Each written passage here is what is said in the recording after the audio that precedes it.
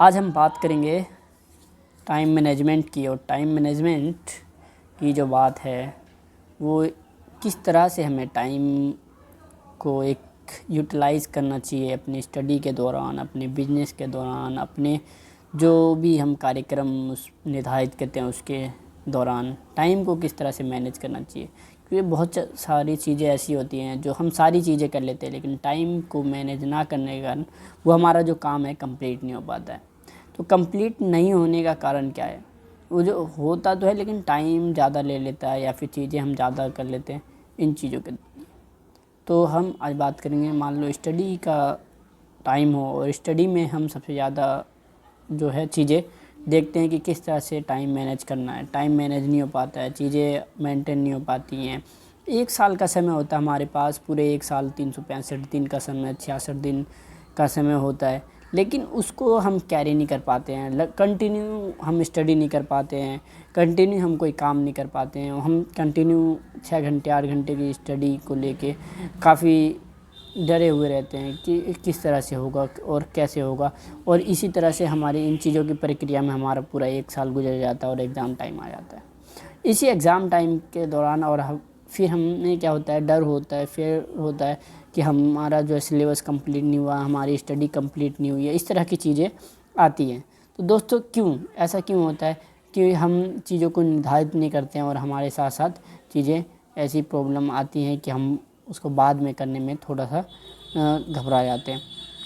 इन्हीं बातों को लेकर आज हम आए हैं। बिज़नेस की बात करूं तो बिज़नेस में भी एक साल का एक अचीवमेंट, जैसे कि हमारा अभी जो लास्ट टाइम मार्च अप्रैल में हमारा जो पूरा एक साल का बजट आता है, बजट के दौरान सारी चीज़ें सरकार कंपनियां भी अपने आप में से सब चीज़ें रखती हैं, बायोडाटा बनाती है, एक साल में अगले एक साल में क्या करना है, कैसे करना है, इन चीज़ों का ब्यौरा रखती है कंपनी भी। लेकिन स्टूडेंट और बिजनेसमैन कुछ लोग ऐसा क्यों नहीं कर पाते हैं? सारे लोग ऐसा क्यों नहीं कर पाते? कुछ लोग कर पाते हैं कि वो अपनी एक साल की जो पूरी प्रक्रिया है उसको पहले ही निर्धारित कर लेते हैं कि किस तरह से कैसे करना है। अपना छोटे छोटे टारगेट बनाते हैं और छोटे छोटे टारगेट्स को अचीव करते हुए एक बड़ा सा जो उनका टारगेट होता है वो अचीव कर लेते हैं। तो वो हम लोग के जीवन में, हमारे जो आम लोगों के जीवन में क्यों नहीं वो चीज़ें आ पाती हैं? उन्हीं चीज़ों के बारे में आज हम बात करेंगे। जैसे कि अब हम कोई भी चीज़ उठा लेते हैं, जैसे हम स्टूडेंट लाइफ में क्या करते हैं, हम चीज़ों को टालते रहते हैं कि ठीक है कल से कर लेंगे, कल कर लेंगे, इन तरह की चीज़ों को। और हम क्या करते हैं, कंटिन्यू नहीं करते हैं चीज़ों को कंटिन्यू नहीं करते हैं। तो जिससे क्या होता है कि हमारा जो भी सिलेबस हो या फिर हमारे जो भी कार्यक्रम हो, वो जब एंड टाइम आ जाता है, यानी कि जब एग्ज़ाम टाइम आ गया, जब हमें मान लो सिचुएशन सामने आ गई, तो उसको किस तरह से डील करना है, फिर ये इस चीज़ का फेयर हो जाता है।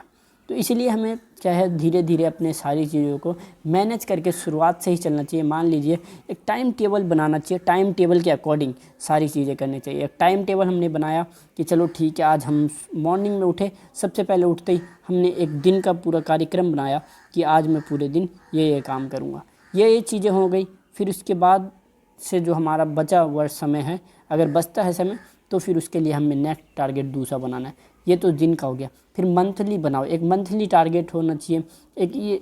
फिर उसके बाद 3 महीने का एक टारगेट होना चाहिए, फिर एक 6 महीने का टारगेट, फिर इसके बाद एक 12 महीने का टारगेट होना चाहिए, 9 महीने का टारगेट। इस तरह से एक टारगेट बना के चलना चाहिए शुरुआत से एंड तक, और उसको अचीव करते रहना चाहिए धीरे धीरे।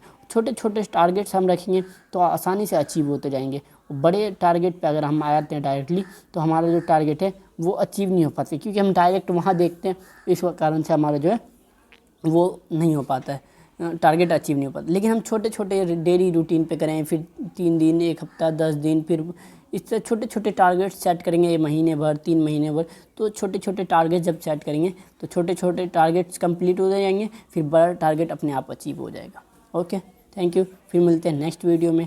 आपसे इसी तरह की बातें लेकर आता रहूँगा मैं आपके साथ। और फिर